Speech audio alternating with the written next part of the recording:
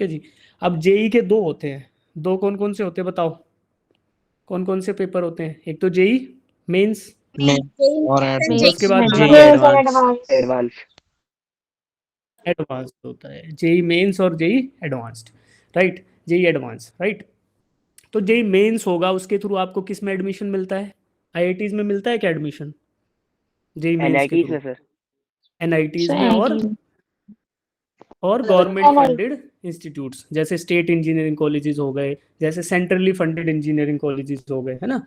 तो national institute of technology तो है ही, उसके अलावा state funded and central funded, तो सेंट्रल गवर्नमेंट जिनको फंड करती है वो, और स्टेट गवर्नमेंट्स, अलग अलग स्टेट गवर्नमेंट्स है ना, वो फंड करती है। उन सभी कॉलेजेस में एडमिशन होता है हमारा किसके थ्रू होता है बेटा? जेई मेंस के थ्रू, है ना? पहले जेई मेंस अगर आप क्वालिफाई करते हो, ठीक है, उसमें कट ऑफ निकलता है एडवांस में बैठने के लिए, फिर आप देते हो जेई एडवांस, और जेई एडवांस में फिर मेरिट लिस्ट बनती है, तो फिर कहाँ जाते हो आप? आईआईटीज में, जो कि हमारे ड्रीम कॉलेजेस हैं, ड्रीम कॉलेजेस हैं, ठीक है? तो आईआईटीज में एडमिशन होता है। अब कोई बच्चा मुझे बताएगा कि हमें आईआईटी में क्यों जाना चाहिए? Why should we go to IITs? कौन बताएगा? हैंड रेज करो। अच्छा, सब बच्चों का पार्टिसिपेशन होना जरूरी है भाई, नहीं तो फिर मैं नाम ले लेके कॉलिंग करूंगा आपको। हाँ वैशाली, आप बताओ बेटा, आईआईटीज में जाना सर क्यों क्योंकि जरूरी वो है? बेस्ट कॉलेजेस होते हैं इंजीनियरिंग के लिए। क्योंकि वो बेस्ट कॉलेजेस होते हैं, सही बात है। गौरव आप बताओ, why IIT? IIT quality education मिल जाती है। पहला पॉइंट है कि दे आर बेस्ट, पॉइंट है क्वालिटी एजुकेशन। ओके, और बताओ सर इसके जॉब अलावा। अपॉर्चुनिटीज भी मिल। निहारिका बोल रही है कि बेटर जॉब अपॉर्चुनिटीज, ठीक है, जॉब करने के लिए बेटर जॉब मिल सकती है हमें, ठीक है। अमरजीत आप बताओ बेटा। सर फीस कम लगेगी। फीस कम लगेगी, सही बात है भाई, लेस फीस। और नेहा आप बताओ, नेहा सर ललित। हमें बहुत अच्छे पैकेजेस मिलता है। हमें बहुत अच्छे पैकेजेस मिलते हैं, यानी कि सैलरी भी ज़्यादा अच्छा रहेगी, अगर आप, है ना, सैलरी भी ज़्यादा रहेगी, बहुत ज़्यादा रहेगी इनफैक्ट। तो नॉर्मल अगर किसी कॉलेज में जाते हो तो वहाँ जो सैलरी मिलेगी उससे बहुत ज़्यादा सैलरी मिलेगी अगर आप आईआईटीज में जाके वहाँ से प्लेसमेंट पाते हो। सही बात है। अब और क्या बच गया इसके अलावा? हाँ साहिल, साहिल खान आप बताओ। सर आईआईटीएन बन जाओगे अगर आईआईटी से पढ़ोगे तो, रिकॉग्नाइज सीधी सी होता है ना। बात है, सीधी बात है कि अगर आईआईटी से पढ़ोगे तो आईआईटीएन बन जाओगे, है ना? स्पेलिंग भी नहीं पता मुझे, आईआईटीआई, आईआईटीएन बन जाओगे, ठीक है। और एक सर कहावत हम भी है। प्रोफेशनल बन सकते हैं। क्या बन सकते हैं बेटा? सर हम मतलब जैसे वहाँ पे प्रोफेशनल से भी मिल सकते हैं, आईआईटी के प्रोफेशनल्स होते हैं। प्रोफेसर बन सकते हैं? नो सर, सब प्रोफेशनल्स। अच्छा प्रोफेशन, हाँ समझ गया कि अच्छे लेवल के जो प्रोफेशनल्स होते हैं, जैसे इंडस्ट्री प्रोफेशनल्स हो गए, एजुकेशन में आपको जो फैकल्टीज मिलेंगे वो भी अपने फील्ड के टॉप मोस्ट फैकल्टीज होंगे, है ना? जो कंपनियों के लोग वहाँ विजिट करेंगे वो भी टॉप मोस्ट कंपनी के होंगे। तो बेटर, बेटर पीयर नेटवर्क बोल सकते हैं, पीयर नेटवर्क, है ना? तो नेटवर्क का मतलब क्या है? अच्छे लोगों से, अच्छे लोगों से आपके लिंक्स बन जाएंगे, ठीक है। उसके अलावा और बताओ, सब अच्छा ही अच्छा है क्या, कुछ बुराई भी है? ये तो पॉजिटिव पॉइंट लिख दिए, बुराई क्या क्या है बताओ? Why not in IIT? Sir IIT में कम। क्यों ना जाए बताओ? अब ये थोड़ा ट्रिकी क्वेश्चन हो गया, आईआईटी में क्यों नहीं जाना चाहिए, बताओ बताओ। हाँ साहिल। जाते जाते बूढ़े हो जाएंगे। जाते जाते बूढ़े हो जाएंगे? नहीं नहीं यार, 2 साल की तैयारी करोगे तो पहुंच जाओगे, फिर बूढ़ा क्या होगा उसमें? ये तो गलत सर बात है। इंग्लिश स्ट्रगल बहुत सर करोगे। हाई कंपटीशन होता है। वैशाली बोल रही है क्या हार्ड वर्क करना पड़ेगा? Sir high level of competition. High level of competition है। सर मैंने तो कभी इस बारे में गौर फिक्र ही नहीं किया, बस ये था कि जाना है मतलब। ठीक है, आईआईटी में जाने के लिए कंपटीशन हाई है, आपने सोचा नहीं कि नेगेटिव पॉइंट क्या है, राइट। और बताओ कौन नेगेटिव पॉइंट, और बताओ। सर इंग्लिश तो आती नहीं, इंग्लिश सीखनी पड़ेगी सर। अच्छा, इंग्लिश सीखनी पड़ेगी, वो तो हर जगह सीखनी पड़ेगी, है ना। तो लैंग्वेज सर। अगर इंग्लिश नहीं आती है तो जल्द से जल्द सीखो बेटा, है ना। इंग्लिश नहीं आती तो दिक्कत होगी। दिक्कत नहीं लिख सकता है, ऐसे लिख देते हैं, दिक्कत होगी। वो तो जीवन में ही दिक्कत हो जाएगी अगर इंग्लिश कम आती है तो। इंग्लिश को, जिन बच्चों को इंग्लिश में दिक्कत है वो जल्द से जल्द अपना इंग्लिश सही करो। और सही करने का सबसे बेहतरीन तरीका क्या है, मन लगा के पढ़ो तो इंग्लिश समझ में आए। ठीक है, और बताओ। सर प्रेशर बहुत होता है वहाँ पे। प्रेशर बहुत होता है, किस चीज़ का प्रेशर बेटा।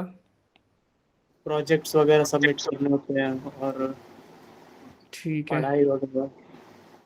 वर्क प्रेशर बहुत होता है, और बताओ। सर आप बताओ, वाकई में नेगेटिव पॉइंट कोई होते हैं क्या? अभी डिस्कस करेंगे, पहले आपसे पूछ रहा हूँ फिर मैं बताऊंगा, फिर एक एक को हटाएंगे यहाँ से। और बताओ क्या क्या नेगेटिव पॉइंट हो सकते हैं, बताओ बताओ।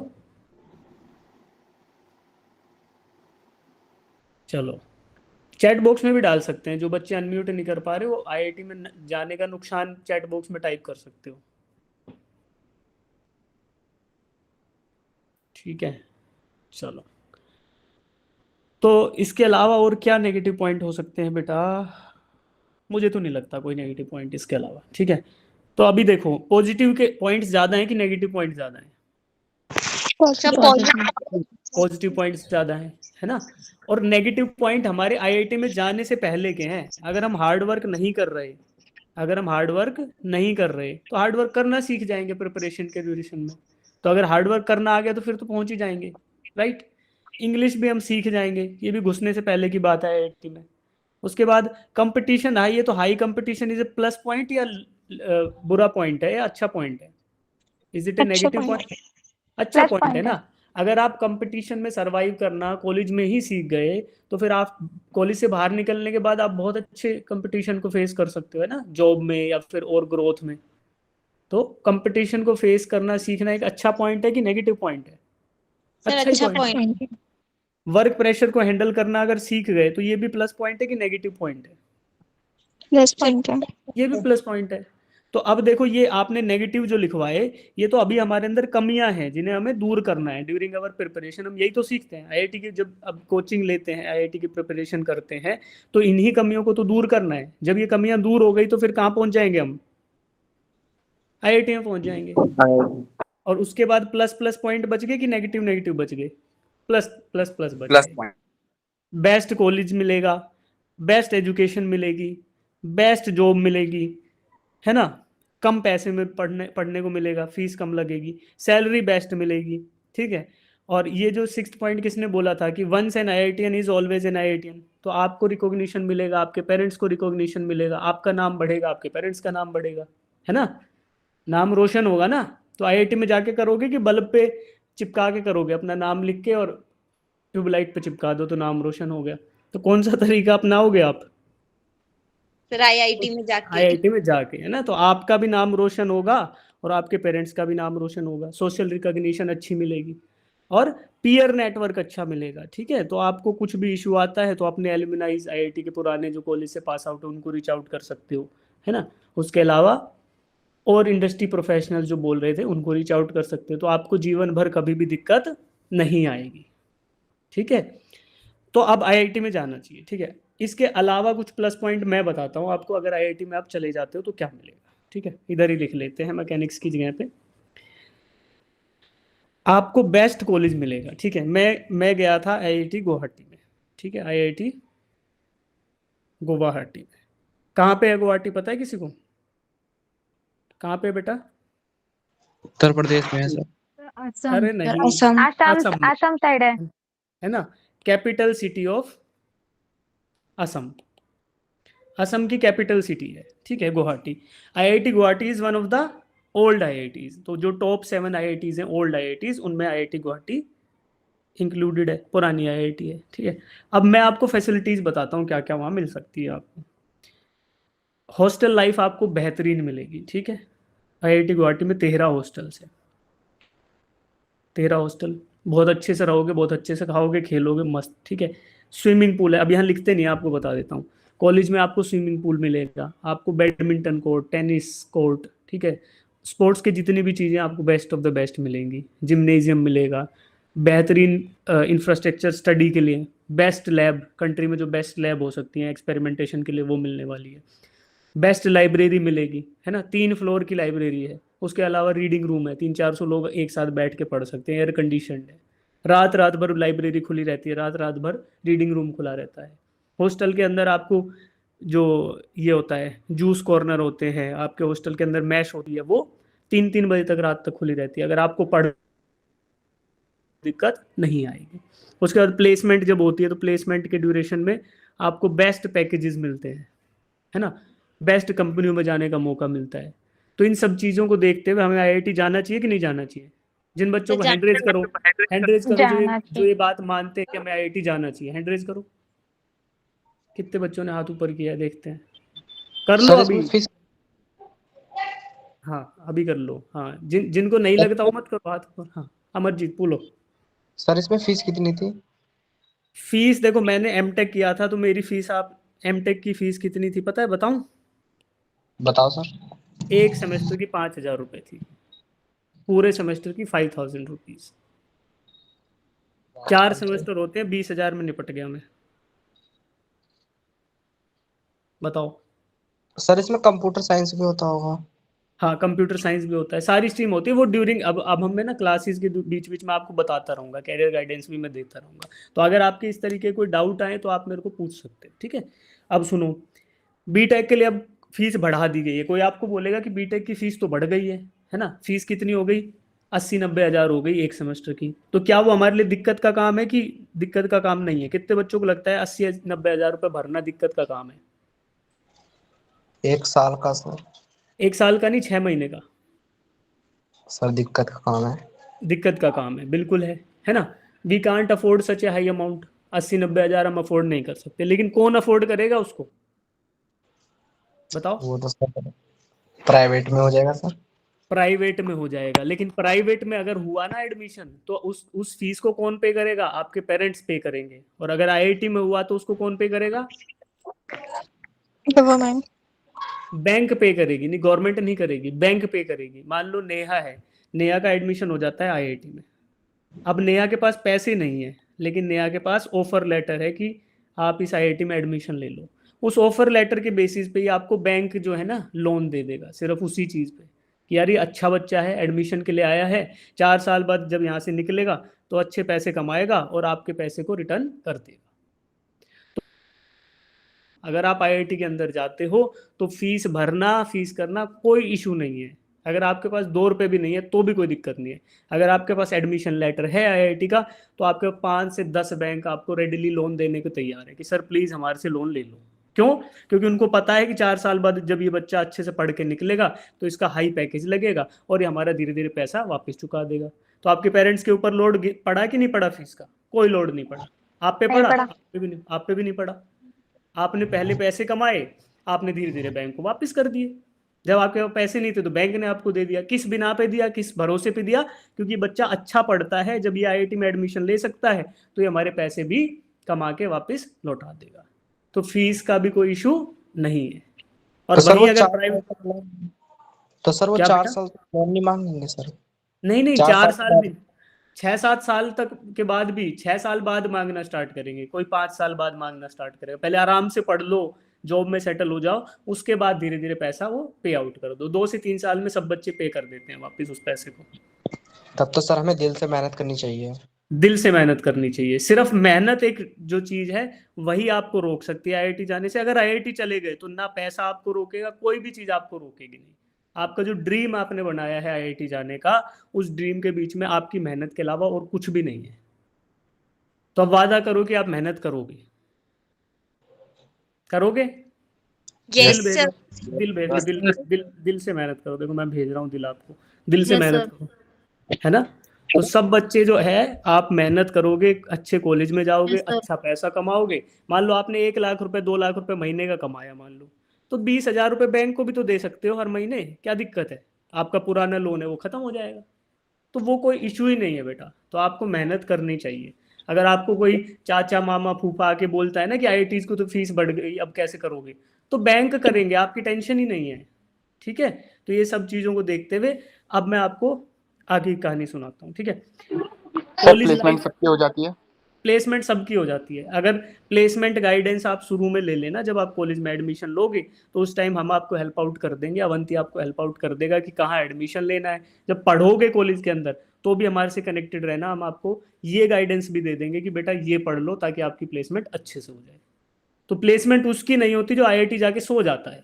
अब आईआईटी गए और सो गए, बुद्धूराम गए आईआईटी, वहां जाके बुद्धूराम रह गए, तो क्या फायदा हुआ? तो हमें अच्छे से पढ़ना है और अच्छे से कैरियर गाइडेंस के साथ जाना है। बेहतरीन प्लेसमेंट होते हैं, बेहतरीन। ठीक है, 30-30 35-35 40-40 लाख के पैकेज ऐसे लाइन से लगते हैं। पूरी क्लास का 40 लाख का पैकेज लग गया, 40 सबको 40-40 मिल गए, तो अच्छा है ना। तो सर 1 साल तक वहीं काम करना पड़ेगा उनके पास ही? नहीं नहीं नहीं, कहीं काम नहीं करना पड़ेगा।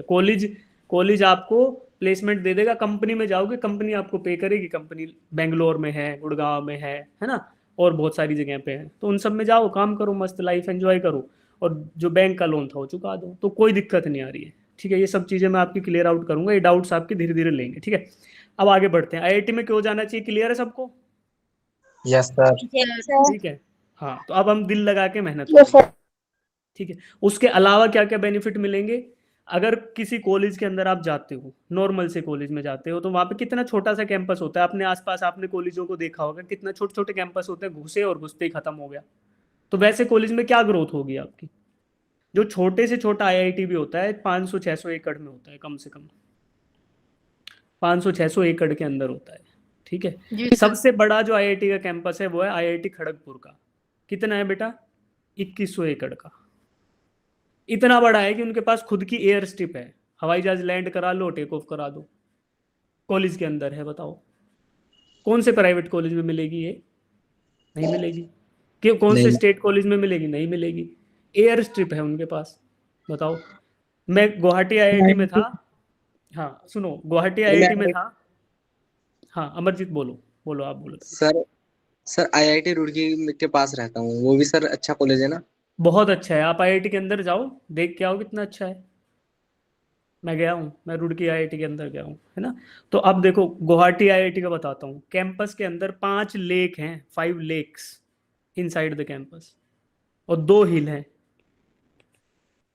2 हिल और 5 लेक कैंपस के अंदर। इतना बड़ा कैंपस है, साइकिलों से बच्चे जाते हैं एक जगह से दूसरी जगह, इतना बड़ा होता है कैंपस। तो आपको बेहतरीन कॉलेज लाइफ मिलेगी, बेहतरीन एजुकेशन मिलेगी, best of the best thing मिलेगी। और जब पढ़ के निकलोगे तो ये सारे बेनिफिट जो आपने मुझे लिखवाए। ठीक है, तो पहले अब हम क्या करेंगे, पहले मेंस के पेपर की तैयारी करेंगे और मेंस का पेपर देंगे। ठीक है, उसके बाद फिर जब मेंस हमारा क्लियर हो जाएगा, फिर हम एडवांस की तैयारी करेंगे, फिर एडवांस का पेपर देंगे। ठीक है बेटा? Yes sir sir. कितने महीने लगता है एडवांस का पेपर मेंस के बाद? एडवांस का पेपर मेंस के 1.5 से 2 महीने बाद आता है बेटा। ठीक है, यस सर. तो हमें क्या करना है, हमें अभी मेंस के टाइम ही ना हमें कंसेप्चुअल क्लैरिटी रखनी है और बहुत अच्छे से मेंस की तैयारी करनी है, ताकि इसके बाद केवल हमारे पास जो टाइम बचे उसमें हम केवल और केवल क्वेश्चंस अटेम्प्ट करें, राइट। और एक स्ट्रेटेजी बिल्ड कर लें थ्रू आउट। जब हम पढ़ेंगे तो हमें क्वेश्चन पेपर अटेम्प्ट करने की स्ट्रेटेजी हमारे माइंड सेट में आ जाएगी कि हमें कौन सा अटेम्प्ट करना है कौन सा नहीं, वो थ्रू आउट मैं आपको बताता रहूँगा, राइट। अब सुनो, इसके अलावा अब हम क्या कर रहे हैं। अभी देखो आप सबको अगर मैं बोलूँ तो 11th का आपको याद है? कितने बच्चों को याद है सब कुछ जो 11th में पढ़ा? सर सब कुछ नहीं याद है। सब कुछ नहीं याद है, लेकिन हम भूल चुके हैं, हमसे भूल हो चुकी है। मैक्सिमम स्टूडेंट से एक भूल हो गई है। क्या हुई है कि 11th में वो इतने सीरियस नहीं थे। नहीं थे ना? Yes sir. नहीं थे। देखो सच बोलना बहुत जरूरी है यार। सच बोलोगे, अपनी कमियों को पहचानोगे, तभी हमारे पास एक पोटेंशियल आएगा अपनी प्रॉब्लम को रिकॉग्नाइज करके उसको करेक्ट करने का। जी right? Sir.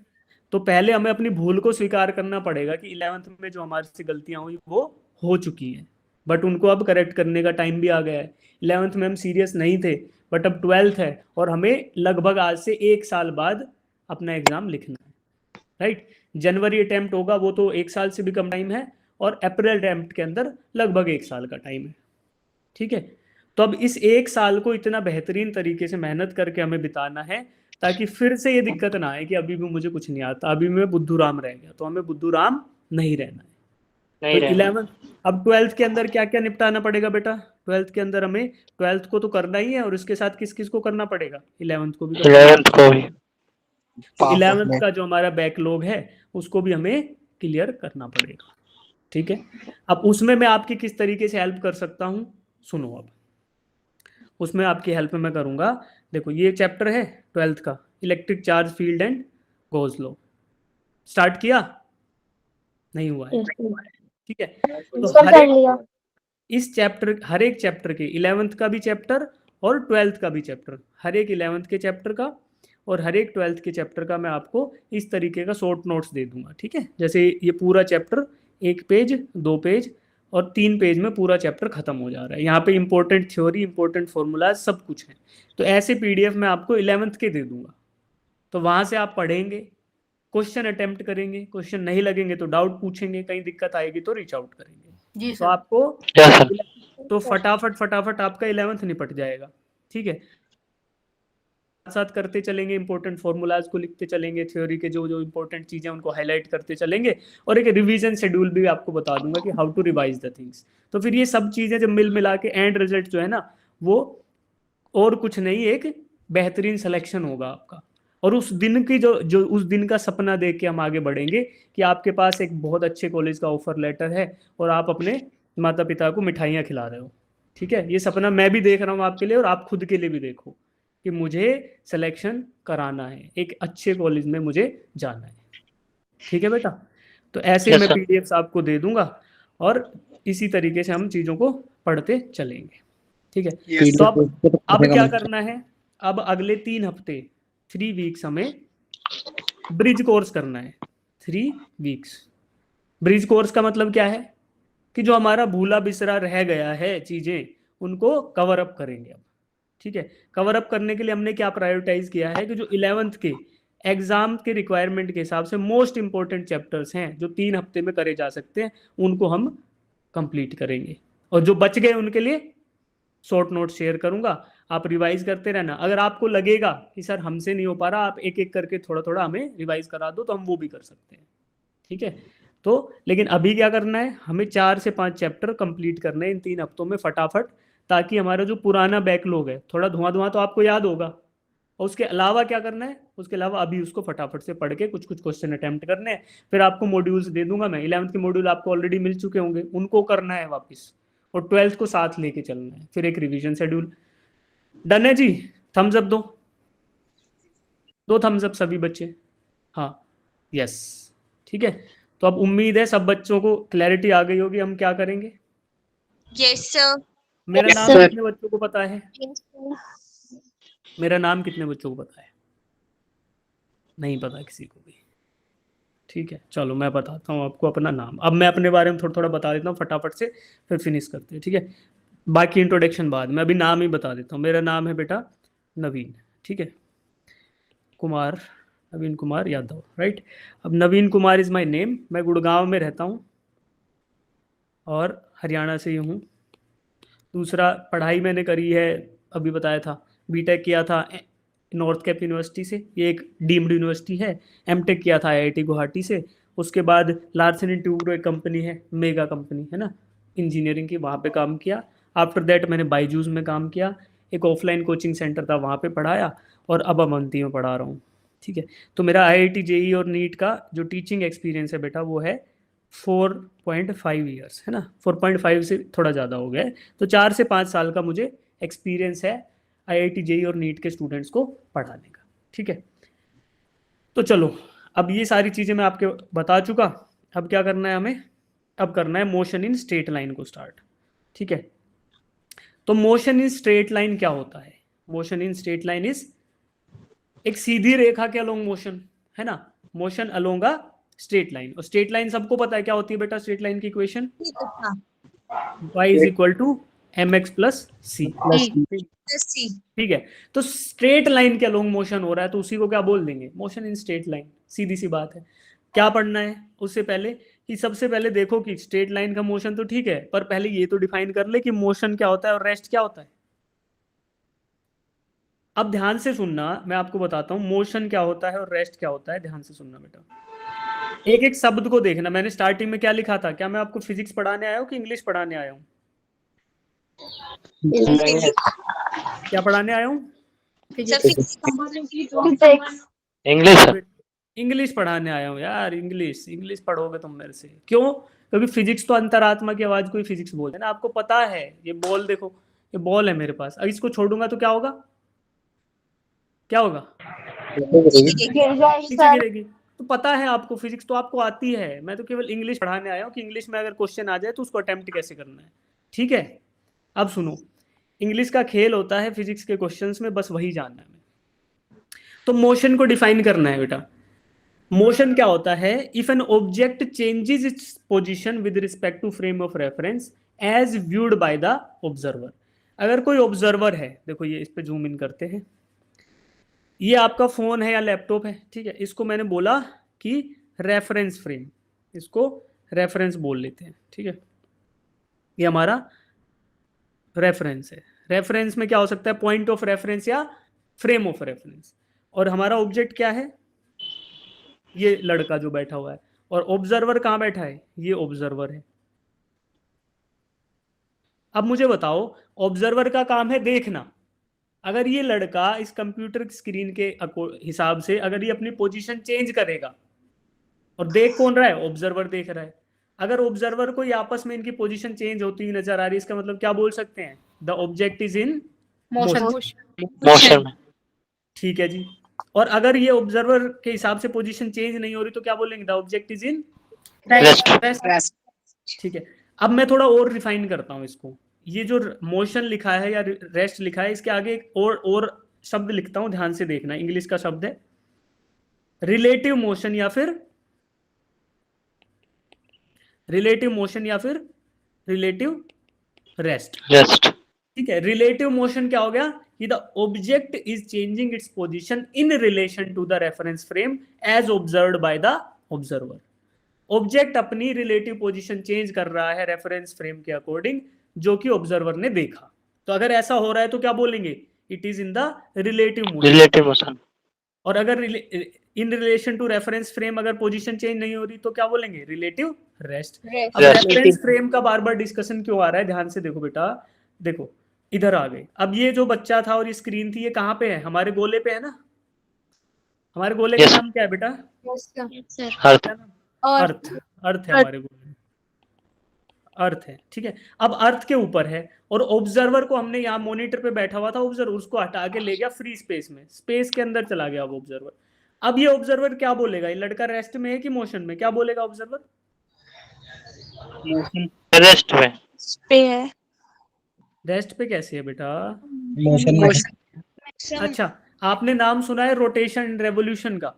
Yes sir axis of rotation के अबाउट अर्थ जो है रोटेट कर रहा है कि नहीं कर रहा? यस सर करें। अब अगर स्पेस से देखोगे तो ये बच्चा मूव करता हुआ नजर आएगा कि नहीं आएगा? सर आएगा तो फिर क्या बोलेगा कि ये बच्चा मोशन, ठीक है। अब देखो, ये पहले यही बच्चा पहले भी तो अर्थ पे ही बैठा था, बट ऑब्जर्वर हमारा फ्रेम ऑफ रेफरेंस पे बैठा था जो मॉनिटर है। तो सेम सिचुएशन में सेम ऑब्जेक्ट मोशन में भी हो सकता है और रेस्ट में भी हो सकता है, depending upon the frame of reference कि ऑब्जर्वर कहाँ बैठ के देख रहा है।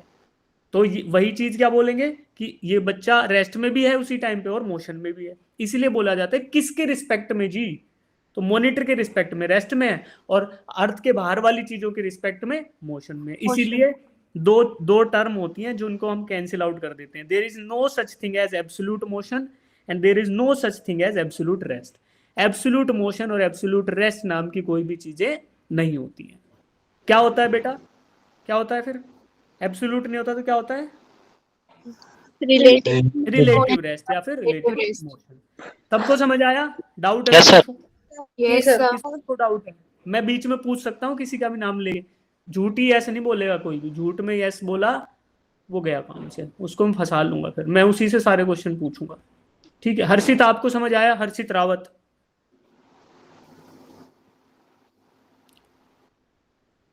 हर्षित क्लास छोड़ गया रे?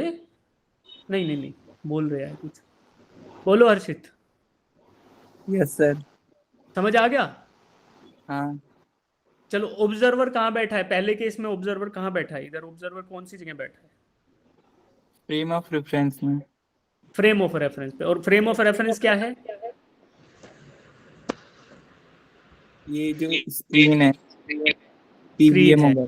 ठीक है, शाबाश बेटा। ठीक है, अब मनीषा ठाकुर, मनीषा ठाकुर ये बताओ, यहाँ पे कहाँ है ऑब्जर्वर?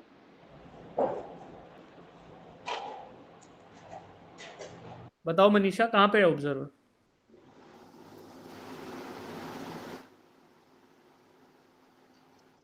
मनीषा नहीं बता रही है। ओके, मंजुला आपको डाउट है बेटा? अनम्यूट करके पूछो, क्या डाउट है? सर मतलब अभी मैंने ज्वाइन किया तो थोड़ा बहुत पता नहीं चला।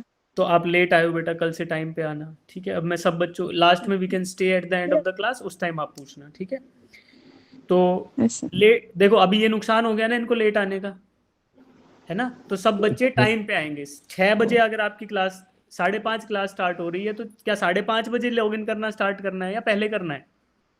सर पहले करना है, ताकि आप 2 मिनट पहले आ जाओगे तो क्या क्या बिगड़ जाएगा, लेकिन लेट आओगे तो दिक्कत हो जाएगी। हो जाएगी। ठीक है, Yes, sir. हमें 5:30 की क्लासेस का मतलब ये नहीं है कि 5:30 बजे स्टार्ट करो तो आप 10 मिनट तो पहले लेट हो गए, आप 5-7 मिनट पहले उसमें लॉग इन करके बैठ जाओ, ताकि जब मैं आके पढ़ाना स्टार्ट करूं तो आपको जीरो बिल्कुल स्टार्टिंग से सब कुछ हो जाए, है ना? और 1-2 डाउट भी पूछ सकते हो, अगर पहले आ गए, मैं भी पहले आ गया, आप भी आ गए, तो डाउट पूछ लो 1-2, क्या दिक्कत है? ठीक है, तो यहां तक हमें समझ आया, फ्रेम ऑफ रेफरेंस भी समझ आया। जनरली हम फ्रेम को क्या यूज करते हैं बेटा? जनरली हम 3 डायमेंशनल स्पेस को रिप्रेजेंट करने के लिए ये चीज इस्तेमाल करते हैं। This is called as Cartesian coordinate system. ठीक है, थोड़ा थोड़ा 1-2 चीजें और याद दिला देता हूं, ताकि फिजिक्स में हम आगे बढ़े, 12th का पढ़े, तो आपको थोड़ा थोड़ा याद रहे। ठीक है, एक्स एक्सिस के अलोंग जो यूनिट वेक्टर होता है कौन सा होता है बेटा? आई कैप। आई कैप। वाई के अलोंग होता है वो कौन सा होता है? जे और जेड एक्सिस के अलोंग कौन सा होता है? कैप। अब जिन बच्चों को ये देख देख के घबराहट महसूस हो रही है कि आई कैप, जे कैप, के कैप, हाय राम ये क्या चीज है, मुझे पहले भी समझ नहीं आया, अभी भी समझ नहीं आएगा, वो बिल्कुल मत घबराना। ठीक है, धीरे धीरे आपको सब कुछ बता दूंगा, बस ध्यान से सुनते रहो। एक बार नहीं आएगा समझ, 2 बार नहीं आएगा, लेकिन सुनते रहोगे ना तो मैं 5, 6, 7, 8 बार बता दूंगा वही चीज आपको, तो कभी तो कान में गिरेगा, दिमाग तक पहुंचेगा, है ना? Yes sir. ठीक है। हाँ, यस सर। चलो देखेंगे यस सर वालों को भी, सबसे डाउट पूछ लूंगा मैं। तो किसी पॉइंट को अगर रिप्रेजेंट करना है बेटा, तो कितने कोऑर्डिनेट यूज होंगे? X, Y and Z. 3 dimension में अगर कोई है तो 3 उसके कोऑर्डिनेट डिफाइन करने पड़ते हैं। आपने मैथ में पढ़ा है, 10th तक भी पढ़ा है, तो ठीक है, कोई घबराने वाली बात नहीं। अब देखो यहीं देख लो, इस पॉइंट P की दूरी ओरिजिन से जो वेक्टर बताता है उसको क्या बोलते हैं बेटा? आर वेक्टर पोजीशन वेक्टर, है ना? पोजीशन वेक्टर, या फिर आर वेक्टर भी बोल देते हैं, पोजीशन वेक्टर या R vector. Generally R, small R से रिप्रेजेंट करते हैं, और क्योंकि ये वेक्टर है तो उसके ऊपर क्या होगा? तीर का निशान लगाना पड़ेगा, एरो हेड, तो वेक्टर है। ठीक है, अब देखो वेक्टर की बात आई है तो दोनों चीजें बता रहा हूं, ध्यान से सुनो जिनको नहीं पता। वेक्टर क्या होता है? What is a vector? Vector क्या होता है? Sir which have both magnitude and student direction. ठीक है, अब है ना, एक एक करके पूछूंगा, जिन बच्चों को पता है हैंड रेज करो। केवल एक चीज बताएंगे। शिवम बताओ, पहली बात, मैग्नीट्यूड होगा कि नहीं होगा? मैग्नीट्यूड सर होगा, होगा सर। ठीक है, मंजुला आप बताओ, सेकंड चीज क्या होगी? डायरेक्शन होगी? मैग्नीट्यूड होगा, बिल्कुल होगा। डायरेक्शन होगी, बिल्कुल होगी। तीसरी चीज क्या होती है? वेक्टर वेक्टर की तीसरी प्रॉपर्टी भी होती है। What is that property? बताओ। यूनिट नहीं। स्केलर क्वांटिटी होती है? नहीं, वेक्टर स्केलर क्वांटिटी कैसे हो जाएगा? हाँ, देखो रौनक ने बताया कमेंट बॉक्स में, ऐसे कमेंट बॉक्स में भी बता सकते हो अगर आपको पता है ना। They should obey vector laws of addition, vector laws of addition. Addition. कौन कौन से होते हैं? Sir parallelogram of vector addition, triangle law of vector addition, Triangle law of parallelogram vector law of addition. Vector addition and polygon law of vector addition. ठीक है, तो एक ही बात है। ठीक है, तो वेक्टर हो गया ये। अब वेक्टर को डिनोट करने के लिए क्या होता है? कोई भी लेटर और उसके ऊपर एक एरो हेड। ठीक है, अगर रिजॉल्व फॉर्म में लिखना हो तो कैसे लिखते हैं बेटा? एक्स कंपोनेंट के साथ I cap plus Y component के साथ J cap direction plus Z component के साथ के कैप डायरेक्शन।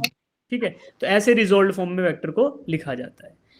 ऐसा वेक्टर जो किसी पॉइंट P की पोजीशन बताए with respect to origin of the coordinate system, उसको क्या बोलते हैं? Position vector. ठीक है, चलो अब हमें इतनी बात समझ आती है, फ्रेम ऑफ रेफरेंस भी समझ आता है, सब आ गया समझ हमें। अब बात कर रहे थे टाइप ऑफ मोशन में। पहला मोशन जो हम पढ़ने जा रहे हैं वो क्या है? मोशन इन वन डायमेंशन या फिर motion along a straight line.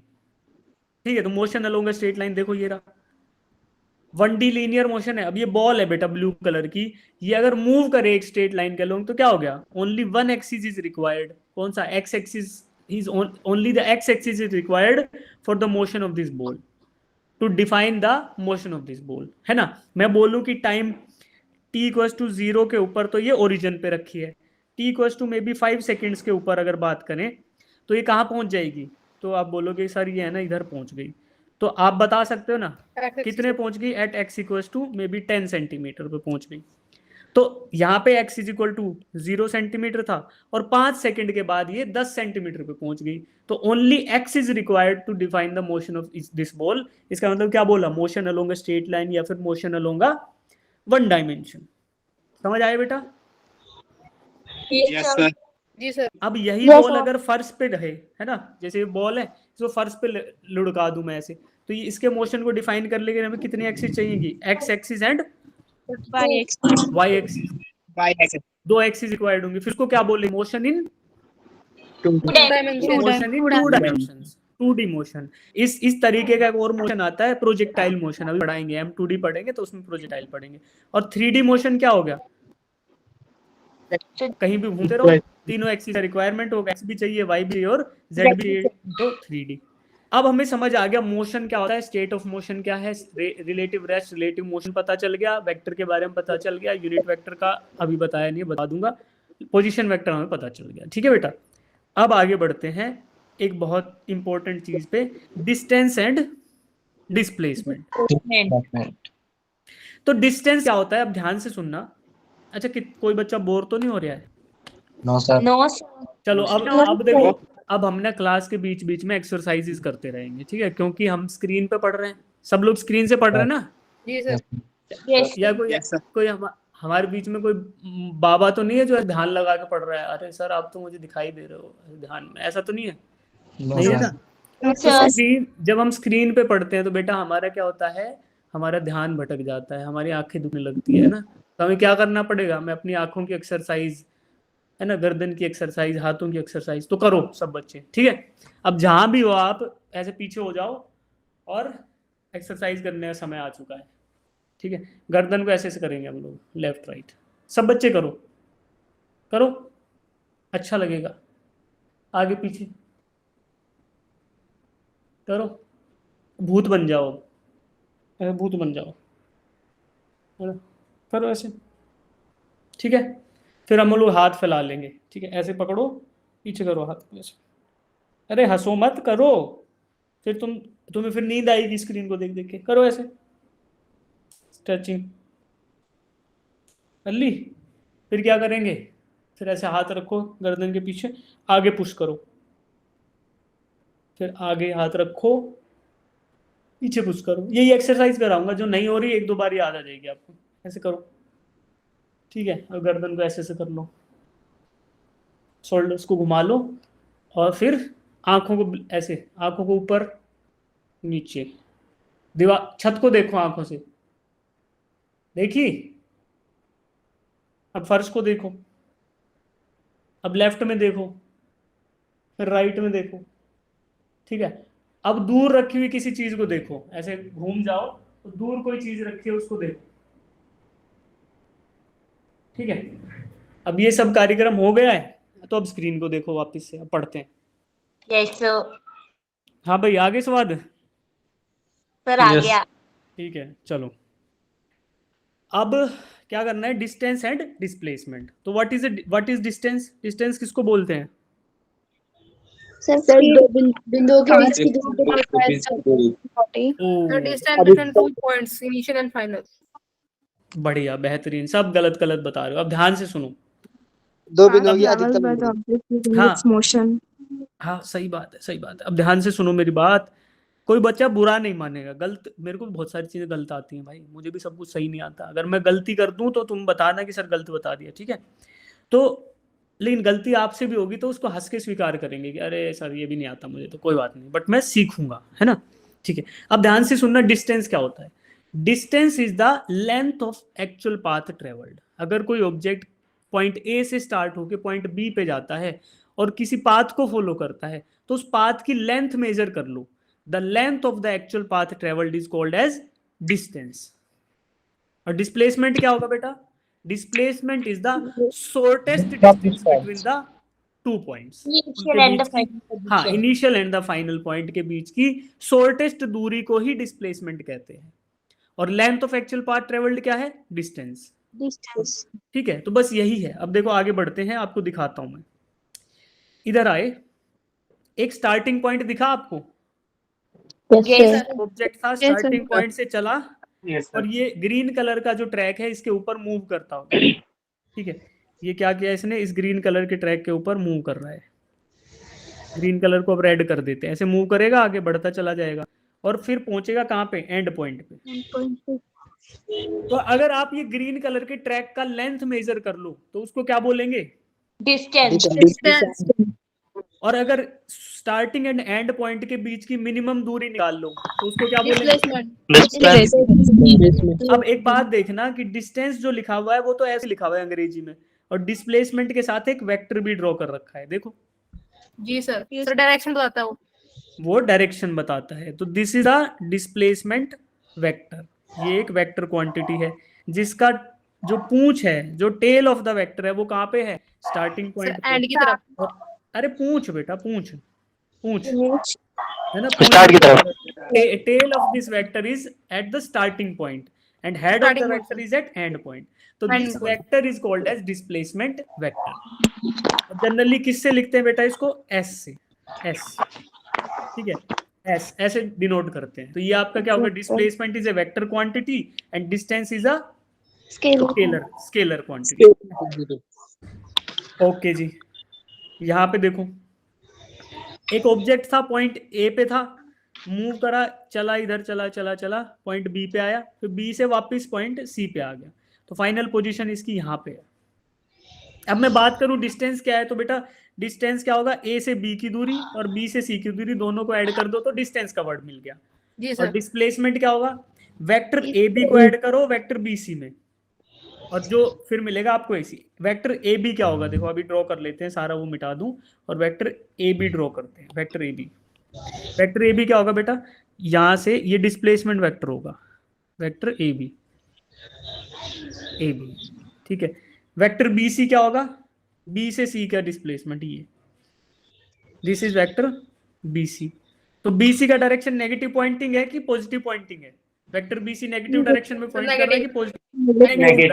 Negative X में पॉइंट कर रहा है। ठीक है, अब देखो इन दोनों वेक्टर को ऐड कर दो तो फिर क्या मिलेगा आपको? वेक्टर ए सी, जो कि इसका नेट डिस्प्लेसमेंट है, vector A C, vector A C जो कि नेट डिस्प्लेसमेंट है। ठीक है, तो पॉजिटिव डायरेक्शन में ए भी गया, फिर वापस बी सी नेगेटिव आ गया, तो ए सी बच गया छोटू वेक्टर, जो कि स्टार्टिंग पॉइंट ऑफ मोशन से जो फाइनल पोजीशन है ना, पहले ये इनिशियल था और बाकी इधर फाइनल आ गया।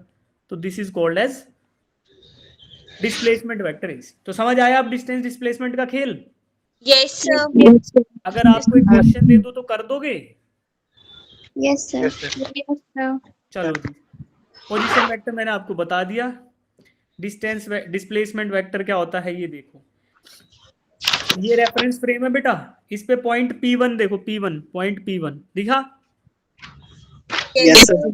पॉइंट P2 ये दूसरा है P2। अब P1 का जो पोजीशन वेक्टर है वो क्या है? x1 y1 z1, और P2 का पोजीशन वेक्टर है x2 y2 z2, यानी कि R1 is the position vector of P1 and R2 is the position vector of P2। ये येलो कलर से जो वेक्टर ड्रॉ हो रखे हैं। अब R1 को लिखेंगे तो क्या लिखे, अभी बताया था, x1 i cap, y1 j cap, z1 k cap. K cap. और R2 को लिखे तो x2 i cap, y2 j cap and z2 k cap. अब मुझे डिस्प्लेसमेंट वेक्टर बताना है। डिस्प्लेसमेंट वेक्टर का मतलब है कि किसी ऑब्जेक्ट को आपने पॉइंट P1 से स्टार्ट किया और P2 तक ले गए उसको, तो P1 से शुरू होकर P2 पर जाने वाला वेक्टर ही क्या कहलाया, डिस्प्लेसमेंट वेक्टर। ठीक है। तो अब क्या करना था, फाइनल पॉइंट के कोऑर्डिनेट्स में से इनिशियल पॉइंट के कोऑर्डिनेट को माइनस कर देंगे। देखो क्या करेंगे, फाइनल पॉइंट के कोऑर्डिनेट क्या थे, x2 y2 z2, उसमें से इनिशियल वालों को माइनस कर दो, x1 y1 z1 को माइनस किया और अकॉर्डिंगली लिख दिया। तो वेक्टर s जो डिस्प्लेसमेंट वेक्टर वो क्या आया, x2 minus x1 i cap, y2 minus y1 j cap and z2 minus z1 k cap. समझ आई बात सबको? Yes sir. हाँ। अब देखो जिनको समझ नहीं आई वो एक दो क्वेश्चन करोगे तब समझ आएगा। ये क्वेश्चन आपके लिए आ गया है, इसको सॉल्व करो, अच्छे समझो और give me the answer. Answer आ जाए तो आंसर अपने पास रखो, हैंड रेज कर लो कि सर मेरा सॉल्व हो गया है, फिर मैं आपसे पूछूंगा। करो इसको।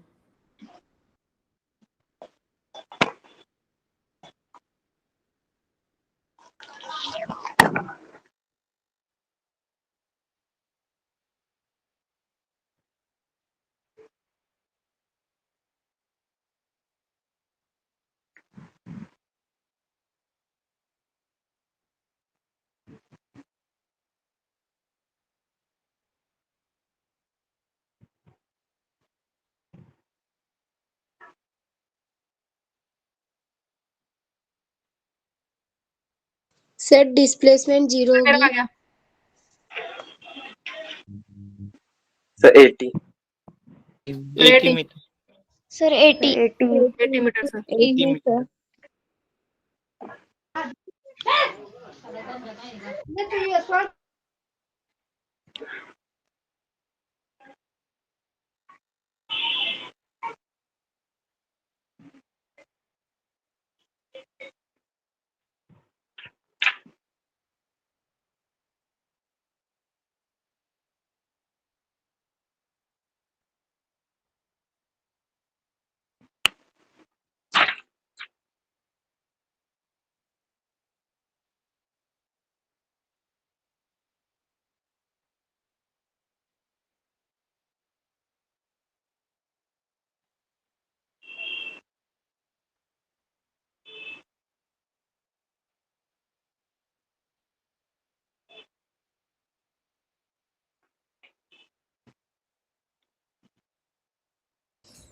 अरे बुद्धो, मैंने क्या बोला था आपको, बताओ कि आंसर आ जाए तो हैंड रेज करना है, आंसर देना नहीं है।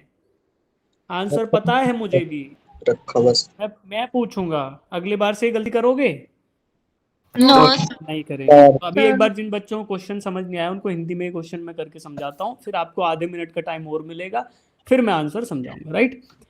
एक बूढ़ा आदमी एक सेमी सर्कुलर ट्रैक पे मूव करता है, तो अगर फिजिक्स में क्वेश्चन समझ ना आए तो ड्रॉ करना स्टार्ट कर देना चाहिए। सेमी सर्कुलर ट्रैक यानी कि सर्कल का आधा हिस्सा, उस पे मूव करना स्टार्ट करता है। स्टार्टिंग पॉइंट ये रहा मान लो, और पहुंच जाता है यहाँ पे। ठीक है, मूव करते हुए इस ट्रैक के ऊपर, इस ट्रैक पे मूव करते हुए मतलब ट्रैक के अलोंग मूव कर रहे हैं ऐसे। ठीक है, ड्यूरिंग द मॉर्निंग वॉक, कोई बात नहीं। It start at one and of the track and reaches the other and, find the displacement. Displacement क्या होगा बेटा, इनिशियल एंड फाइनल पोजीशन के बीच का डिस्टेंस। फाइनल। ठीक है, इनिशियल एंड फाइनल, तो इनिशियल और फाइनल के बीच की दूरी है। ठीक है बेटा, तो शॉर्टेस्ट दूरी बिटवीन इनिशियल एंड फाइनल वो आपको बतानी है। बताओ, समझ आया? अब करो इसको।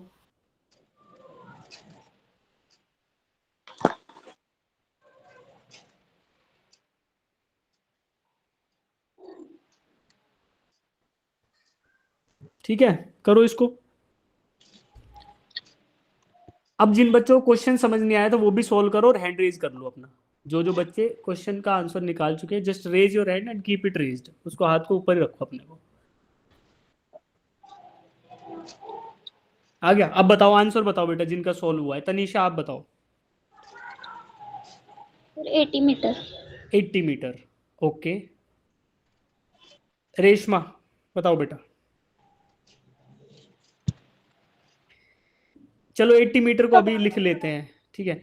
इसके अलावा 80 मीटर के अलावा जिनका आंसर आया वो बताओ बेटा। 80 मीटर के अलावा भी आया answer? Yes sir, 6.3 meters. 6.3 metres, okay. और इनके अलावा आंसर्स है? ठीक है, तो सेमी सर्कुलर ट्रैक है और रेडियस दिया 40 मीटर, तो क्या मैं इसका सेंटर लोकेट कर लूं बेटा? कर लिया। Yes sir. रेडियस ड्रॉ करते हैं, रेडियस कितना दिया हुआ है? 40 मीटर। मीटर। 40 मीटर्स, ठीक है। इनिशियल और फाइनल पोजीशन के बीच में एक लाइन ड्रॉ कर देता हूं, कर दी? यस यही सर। होगा डिस्प्लेसमेंट वेक्टर। तो डिस्प्लेसमेंट वेक्टर को हम ड्रॉ करते हैं। डिस्प्लेसमेंट वेक्टर स्टार्ट कहां से होता है बेटा? इनिशियल पॉइंट से इनिशियल पॉइंट से स्टार्ट होकर फाइनल पॉइंट पर जाता है, ठीक है। इनिशियल से स्टार्ट हुआ और फाइनल पे गया, जिसका टेल आपका इनिशियल पोजीशन पे और हेड है फाइनल पे।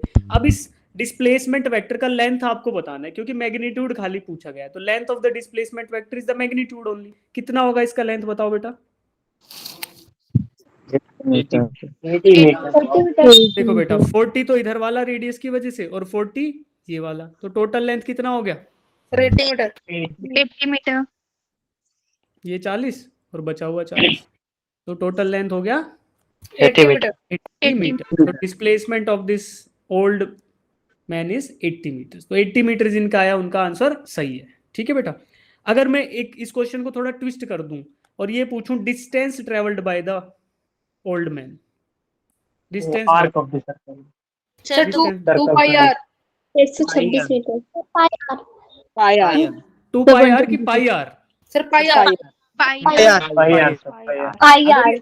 अगर ये पूरे सर्कुलर ट्रैक पे मूव करता तो सर 2 2πr। पाई आर आता, और आधे पे मूव कर रहा है तो कितना आया? πr। 45। 40 पाई, है ना। तो distance is equal to pi into R, और रेडियस आपका 40 है, तो 40 पाई इज द मैग्नीट्यूड। और यूनिट क्या लिख दूं बेटा? मीटर्स। देखो आपने जब फिजिकल क्वांटिटी पढ़ा था 11th में, तो कोई भी फिजिकल क्वांटिटी उसके साथ दो वैल्यू होते हैं, एक तो न्यूमेरिकल वैल्यू और उसके साथ उसका यूनिट। तो फिजिक्स Unit. में कोई भी आंसर, अब ध्यान रखना इसके बाद एग्जाम में भी और यहाँ भी, विदाउट द यूनिट, यूनिट के बिना किसी भी आंसर की कोई इज्जत नहीं है, ठीक है। तो 40 pi metres is the right answer अगर डिस्टेंस पूछा जाए। और क्वेश्चन में क्या पूछा था? डिस्प्लेसमेंट, तो 80 metre is the right answer, ठीक है बेटा। अब ये आपको समझ आएगा। जिन बच्चों से क्वेश्चन नहीं हुआ वो नेक्स्ट क्वेश्चन पे अपना हाथ आजमाएंगे, इसमें ट्राई करो, इस क्वेश्चन को करो, पढ़ो और करो।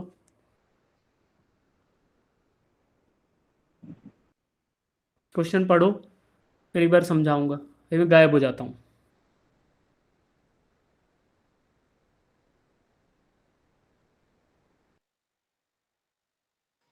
सर हिंदी में बता दो इसका मतलब। चलो हिंदी में देखते हैं। अच्छा देखो, इंग्लिश में एक एक शब्द पढ़ो बेटा, है ना। जिनको हिंदी में इशू, इंग्लिश में इशू आ रहा है, देखो। A monkey is moving on circular path of radius 80 metre. Circular path of radius 80 metre, इस पे कौन मूव कर रहा है? मंकी मूव कर रहा है, राइट। तो पहले circular path of radius 80 metre draw कर दूं, आ गया। This is circular path, radius इसका है, तो सेंटर रोकेट करके मैं क्या रेडियस ड्रॉ कर देता हूं। This radius is 80 metres. Calculate the distance covered by the monkey in completing the cycle. Completing the cycle का मतलब है कि मान लो यहां से मंकी मूव करना स्टार्ट करता है और ऐसे एंटी क्लॉकवाइज मूव कर रहा है, और पूरा साइकिल यानी कि पूरा सर्कुलर ट्रैक कंप्लीट करके अपनी इनिशियल पोजीशन पर ही वापस आ जाता है।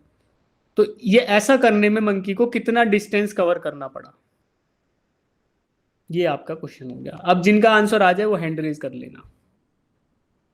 आ गया सर। जिन बच्चों को लास्ट क्वेश्चन में इशू आया था वो इसको सॉल्व करो और हैंड रेज करो।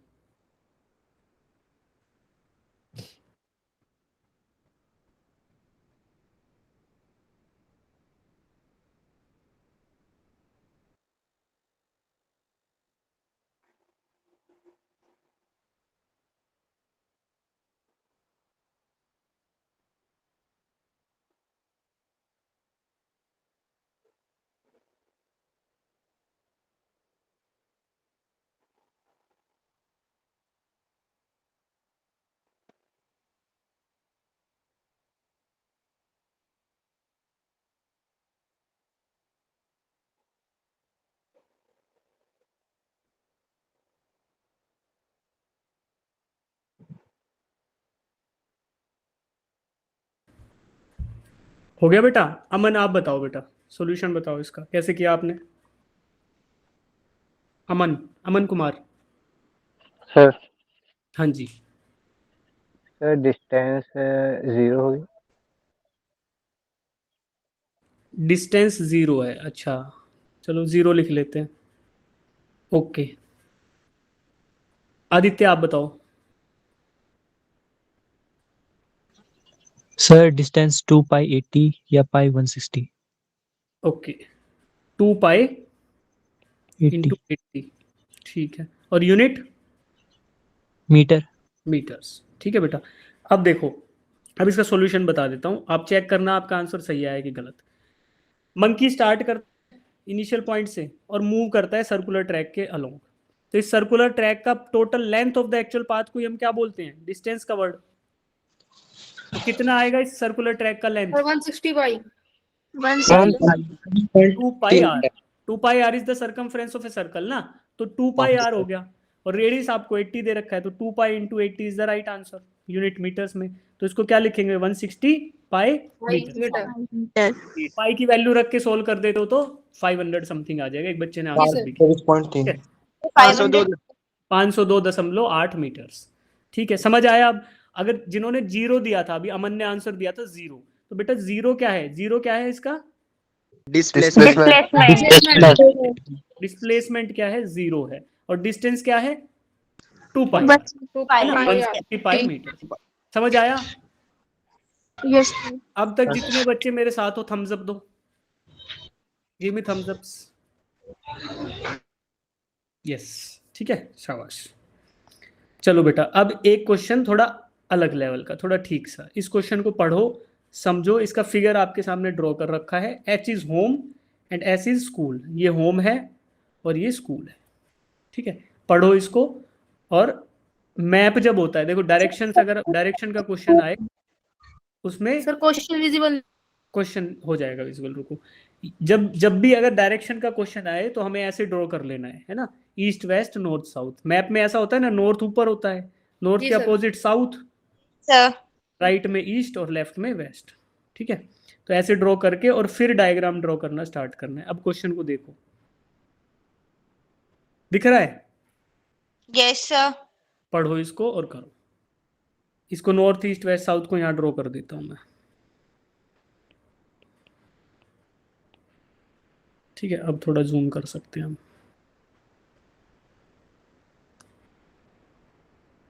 करो बेटा, सब लोग हाथ नीचे कर लो, जिन बच्चों के हैंड रेज्ड हैं वो नीचे कर लो।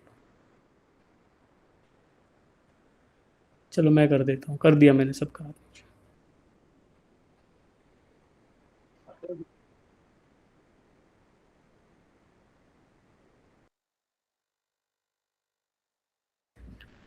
जिनको क्वेश्चन समझने में दिक्कत आती है, 2 बार क्वेश्चन को वर्ड बाय वर्ड पढ़ो, फिर मैं आपको क्वेश्चन समझा दूंगा, ठीक है बेटा? फिर हम सॉल्व करेंगे इसको।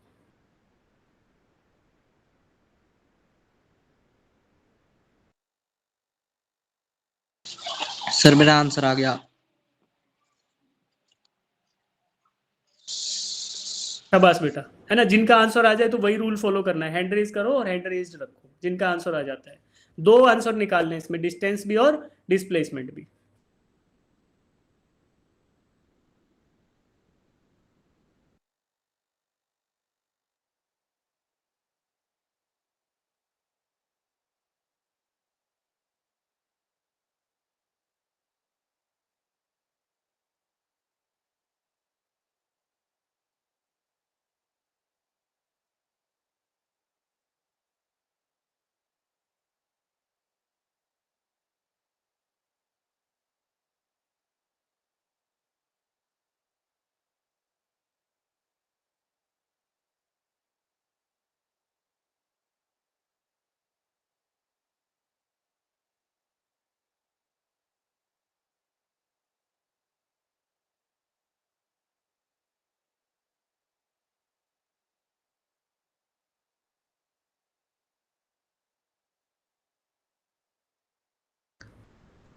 अब जिन बच्चों को क्वेश्चन समझ नहीं आ रहा वो देखो क्या लिखा हुआ है।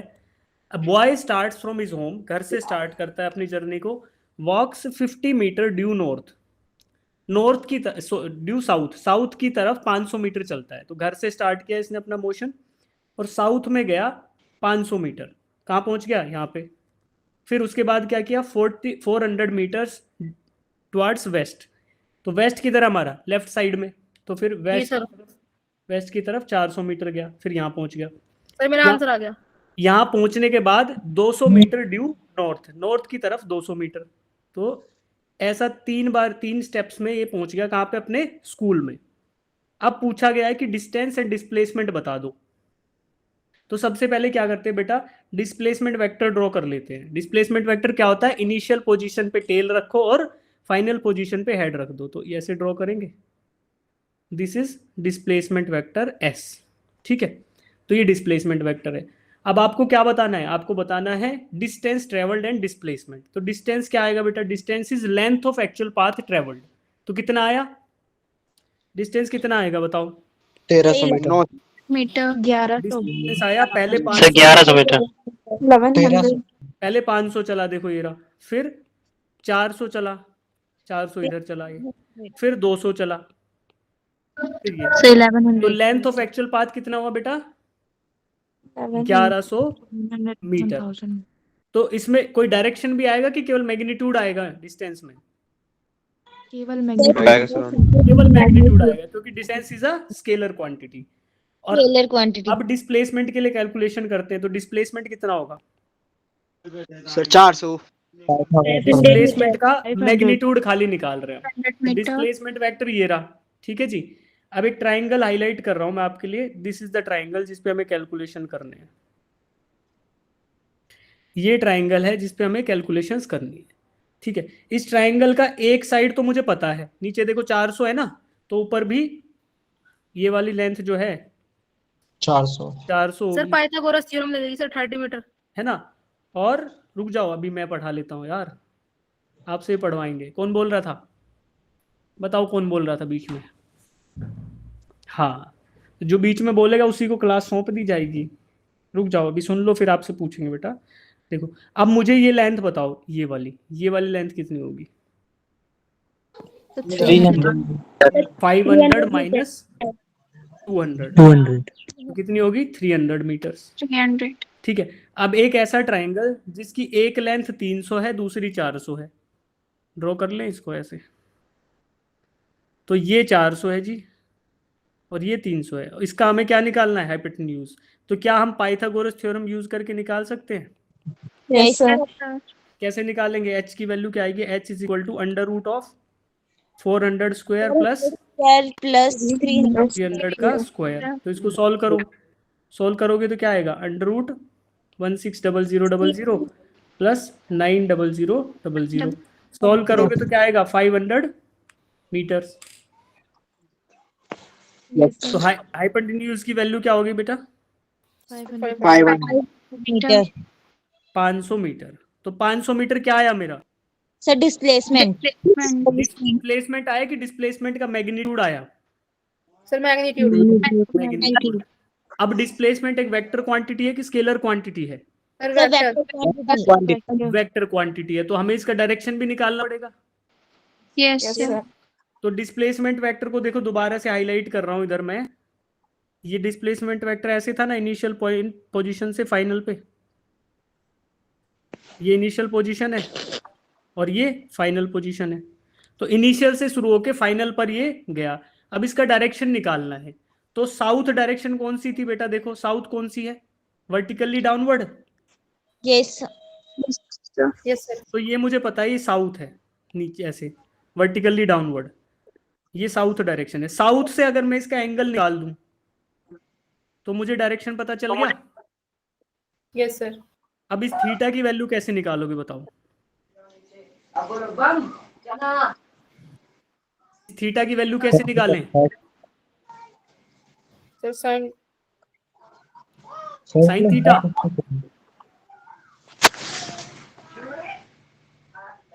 या कोस थीटा, या कैसे भी निकाल सकते हैं। साइन से भी निकल जाएगा, कोस से भी, टेंजेंट से भी। जी बताओ सर। बताओ कौन सा यूज करें? Sir sign. सर साइन चलो बताओ मुझे, साइन थीटा क्या होगा? सर साइन थीटा की perpendicular value upon hypotenuse. Perpendicular की वैल्यू क्या है यहाँ पे? सर 300 मीटर 300 है कि 400 400 है? 400 400 देखो जब भी हम देखते हैं ना बेटा, थीटा के साइड वाला क्या होता है? थीटा के जस्ट साइड वाला होता है बेस, और थीटा जिधर खुला हुआ है, थीटा के जस्ट सामने वाला क्या होता है? परपेंडिकुलर। तो परपेंडिकुलर अपॉन हाइपोटेन्यूज हम निकाल रहे हैं, तो पी की वैल्यू क्या है यहाँ पे? 400। हाइपोटेन्यूज की 500। तो इसको 4/5 लिख दूं? जी सर। तो साइन थीटा आ गया जी 4/5। अब निकालो थीटा कैसे निकालोगे? 53 मीटर 53 डिग्री 53 डिग्री कैसे निकाला बताओ? सर दे रखा है कैसे निकाला बताओ? क्वेश्चन में।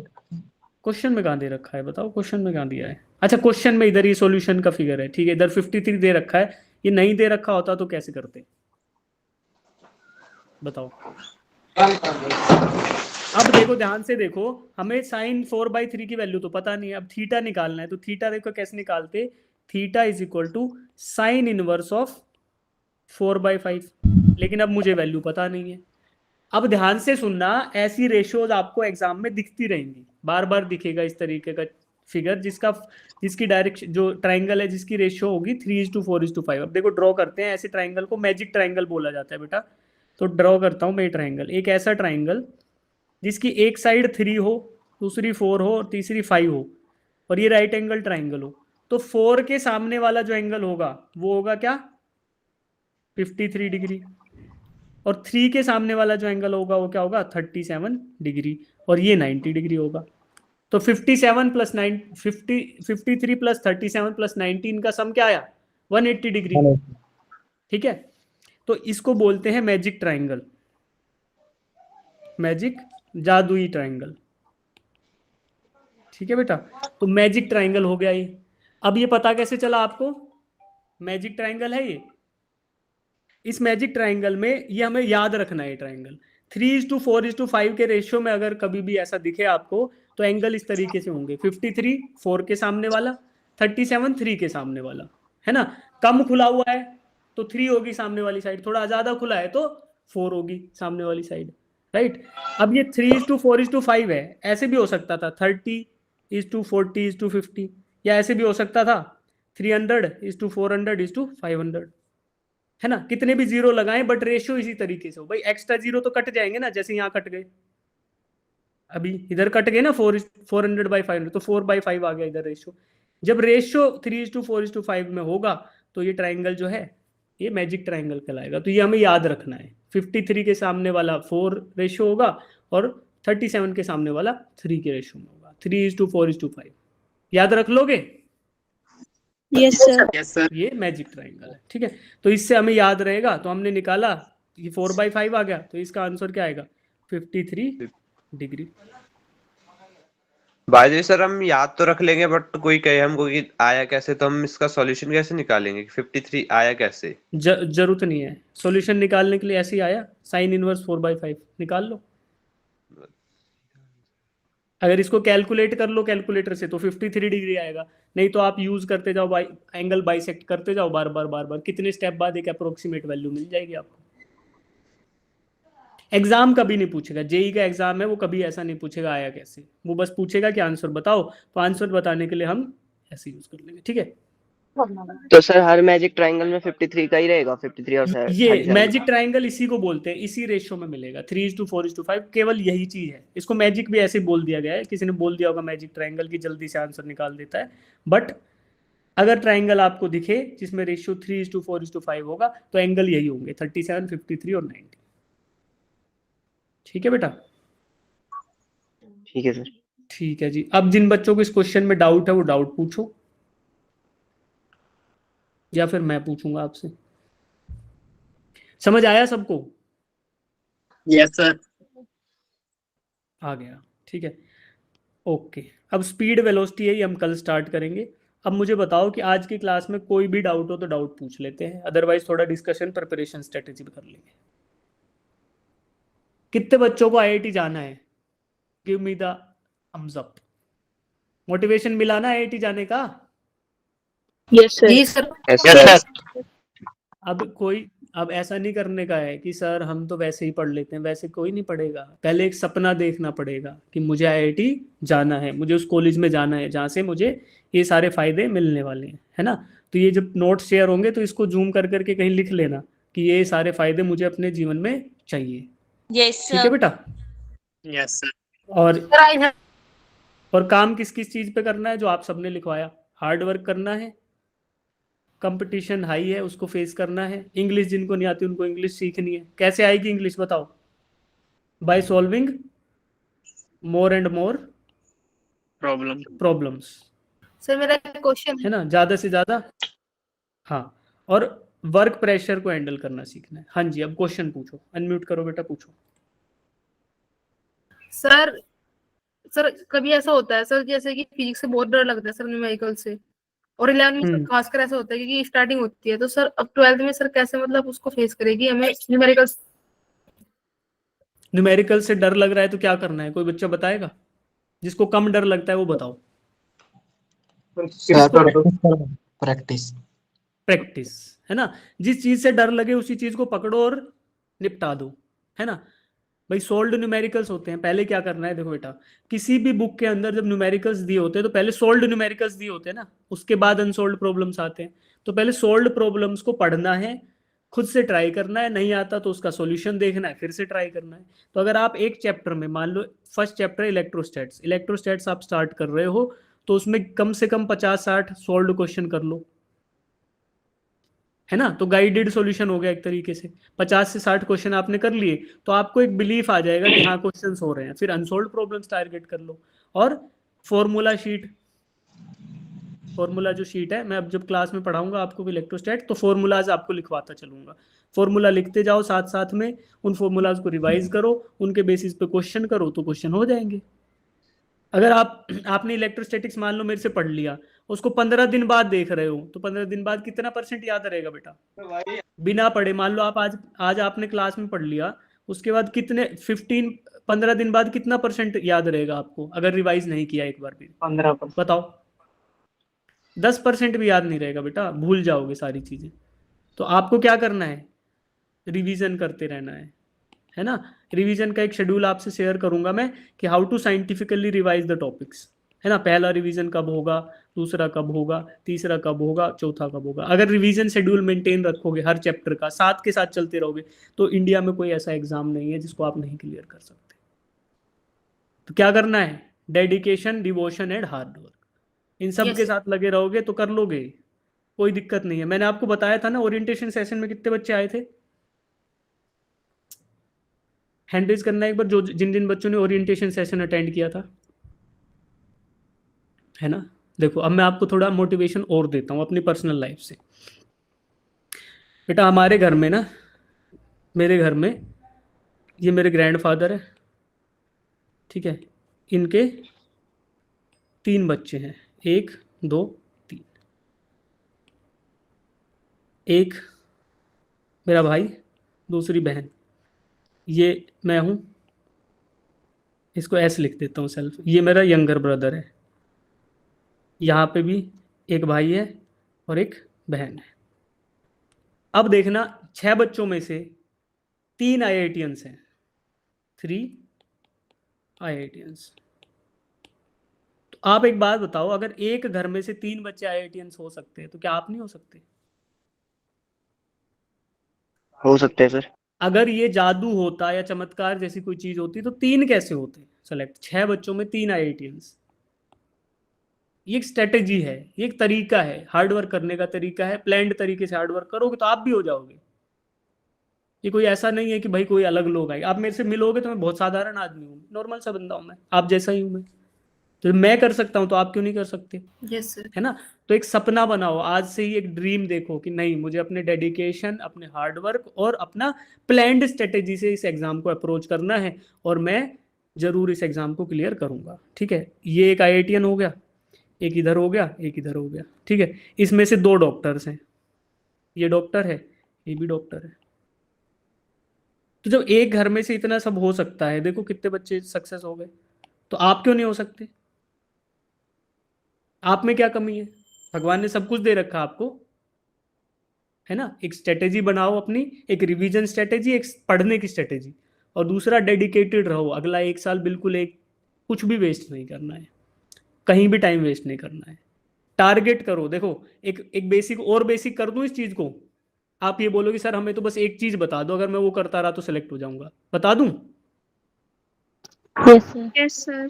Yes sir. देखो अभी बताता हूं, अभी के लिए, फिर उसको थोड़ा इंक्रीज कर देंगे। आपके पास कितने सब्जेक्ट होते हैं जेई में, बताओ?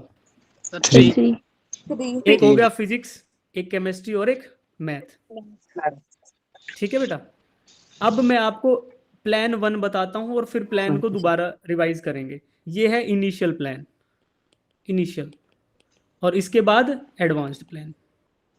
जब आप लोग थोड़ा सा हैबिचुएट हो जाओगे पढ़ने के। इनिशियल प्लान अभी लिख लो ये बात, 15 से 20 क्वेश्चन हर सब्जेक्ट के हर रोज करो। 15 से 20 क्वेश्चन हर सब्जेक्ट के हर रोज करो। तो कितने क्वेश्चन हो गए? कम से कम किए तो 45 और ज्यादा से ज्यादा किए तो 60 क्वेश्चंस एवरी डे। ठीक है, ये भी नहीं हो रहा तो छोड़ो, इसको भी घटा देते हैं। मान लो ये भी नहीं हो रहा सर हमारे पास तो टाइम नहीं, छोड़ दो इसको भी। आप क्या करो, और कम कर देते हैं प्लान 1 में, और कम कर देते हैं। क्या करते हैं, 10 to 12 questions from each subject. ये करना पॉसिबल है? Yes sir. 30 to 36 question. 36 question नहीं कर सकते आप सोल्व, या 30 क्वेश्चन सोल्व नहीं कर सकते हर रोज? सर कर सकते हैं। कर सकते हो। जब आप इस चीज को हैबिचुएट हो जाओगे तो इसको थोड़ा और बढ़ा देंगे। इसको क्या कर देंगे, 20 to 30 questions every day from each subject. तो जब आप हैबिचुएट हो जाओगे, सिटिंग प्रैक्टिस आपकी हो जाएगी, जहां पढ़ने की आदत बन जाएगी, तो उसके बाद क्या होगा, हर रोज 60 से 90 क्वेश्चन सोल्व हो रहे होंगे। और ये लिख के ले लो, मैं आपको लिख के दे सकता हूँ। अगर आपने ये प्लान एग्जीक्यूट किया अगले 1 साल तक, तो आपको कोई सिलेक्शन से नहीं रोक सकता। The bare minimum you will be going is to NIT. NIT में तो हर कोई जाएगा। जिस बच्चे ने ये कर लिया, हर दिन कर लिया, इस साल में हर रोज कर लिया, तो वो बच्चा एनआईटी जरूर जाएगा। मैं ये चीज आपको लिख के दे सकता हूँ। तो आपको फेल सेफ प्लान बता दिया है। स्टार्ट फ्रॉम 30 क्वेश्चंस, इसको बढ़ाकर 60 या 90 पे ले जाओ पर डे। आपका सिलेक्शन निश्चित है। क्या कर लोगे ये? Yes sir. Yes sir. इससे सिंपल नहीं बता सकते। This is the simplest way जो आपको एग्जीक्यूट करना है। कर पाओगे? Yes sir. वादा करो, है ना, कर लोगे ना? फिजिक्स के तो मैं कहूंगा, फिजिक्स के 10-10 क्वेश्चन अभी से स्टार्ट कर दो। और केमिस्ट्री मैथ में केमिस्ट्री कौन पढ़ा रहा है आपको? कन्हैया सर, है ना। और मैथ्स कौन पढ़ा रहे हैं? हर्षित सर। हर्षित सर। अच्छा, जो बायो के बच्चे हैं, हिमांशु जिन्होंने नाम लिया, कोई बच्चा पीसीएम का भी पीसीबी का भी आ गया इधर ना, तो बायो पढ़ा रहे हैं हिमांशु सर। ठीक है, तो जब नीट का पेपर होगा तो उसमें क्या करना है, बायो ज्यादा आती है ना। तो जो नीट वाले बच्चे को ध्यान से सुनो, बायो ज्यादा आती है। बायो ज्यादा आती है मतलब क्या करना है, बायो के क्वेश्चन डबल करने हैं।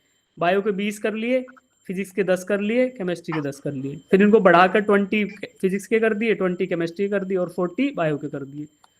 तो स्टार्ट किया 40 क्वेश्चन से, और प्लान बी जब आपका एडवांस प्लान पे काम करोगे तो 80 क्वेश्चंस पर डे कर लो, 80 क्वेश्चन प्रतिदिन।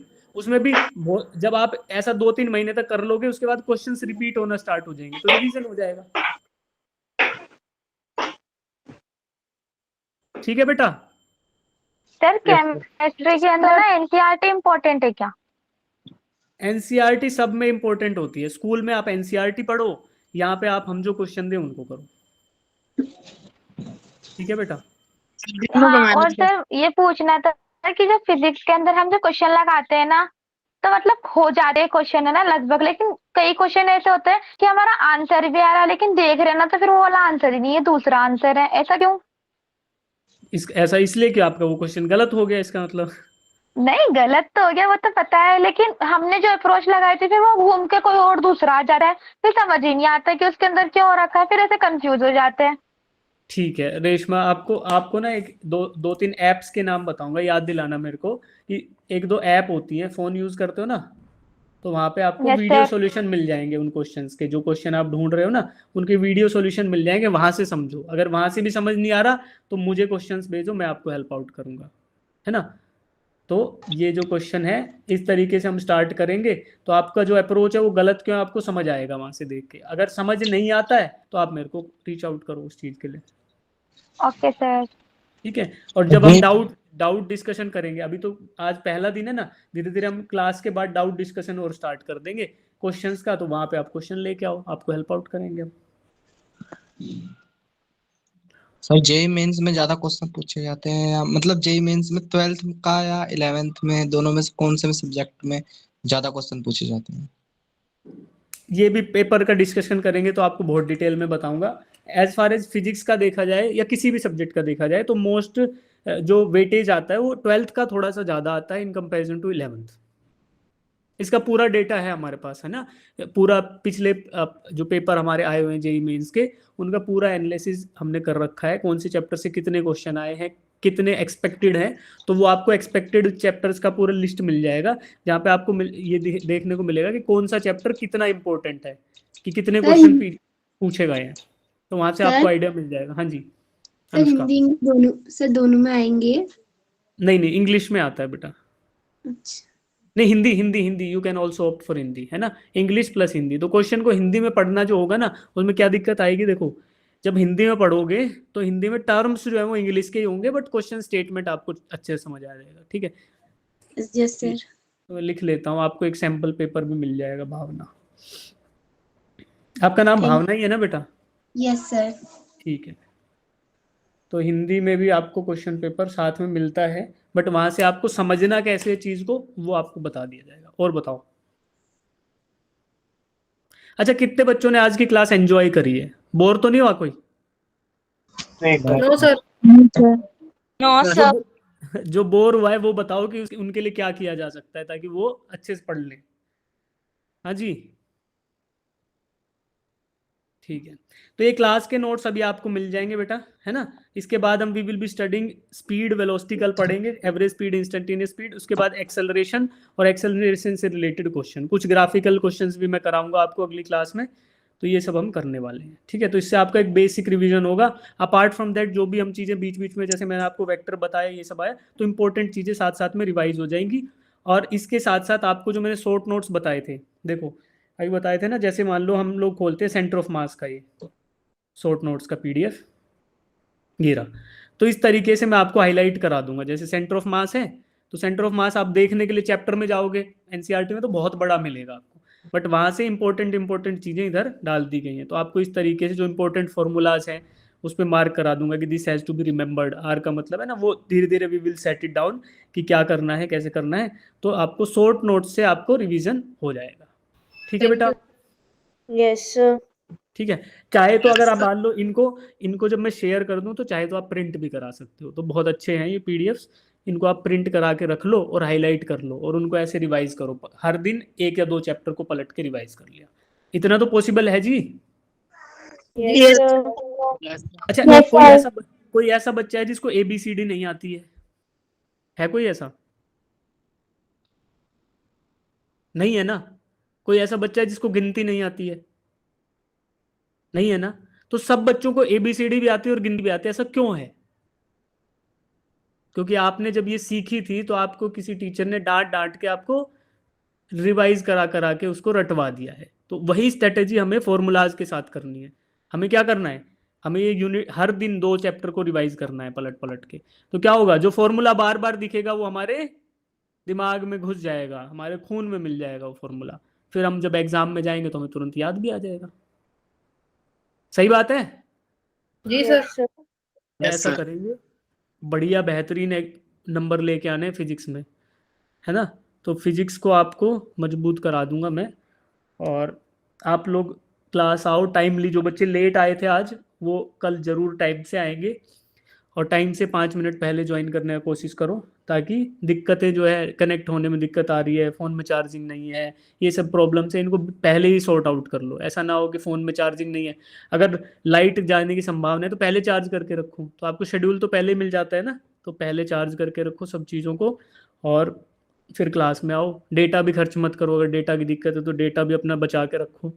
तो ये सारी चीज़ें जो है ना, नहीं तो कुछ बच्चों का तो ऐसा होता है कि डेटा ही ख़त्म हो जाता है, तो वो नहीं करना। हमें अपना ध्यान रखना है हर चीज़ का। क्लास में रेगुलरली आना है, नोट्स बनाने हैं, और नोट्स सब कुछ नहीं लिखना है ना, ये चीज मैंने बताई नहीं कि क्या क्या लिखना है और क्या क्या नहीं लिखना। अब ये वाला पीडीएफ तो आपको शेयर हो ही जाएगा जो मैं अभी पढ़ा रहा था, है ना, ये तो आपको मिल ही जाएगा। तो ये सारी चीजें लिखनी नहीं है, जो लिखना है वो मैं आपको बता दूंगा कि ये आपको नोटबुक में लिख लेना है। तो एक सेपरेट नोटबुक बना लो फिजिक्स के लिए, वहां पे आपको मैं लिखवा दूंगा कि ये चीजें नोट डाउन कर लो। शॉर्ट नोट्स जब दूंगा चैप्टर के तो वहां पे हाईलाइट करा दूंगा, जो जो हाईलाइटेड है वो उसमें लिख लो नोटबुक में, बाकी उस पीडीएफ को प्रिंट करा के रख लो। कर पाओगे? Yes sir. ठीक है जी। तो अब जो है आज की क्लास को यहीं विराम देते हैं। किसी के डाउट्स हैं तो रुक जाइए, अदरवाइज फिर मिलेंगे अगली क्लास में।